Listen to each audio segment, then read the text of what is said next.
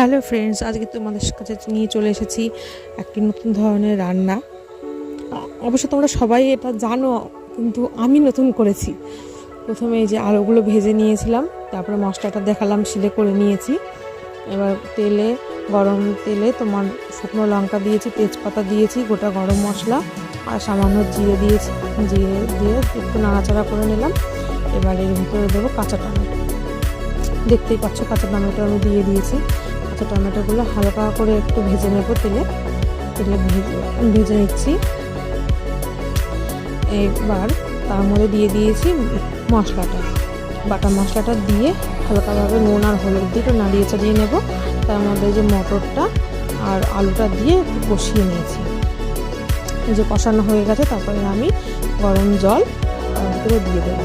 পরোটাটা কী রান্না করছি তোমরা সবাই জানো অবশ্য, তাও কমেন্টে জানিও হ্যাঁ এটা কী রান্না হচ্ছে।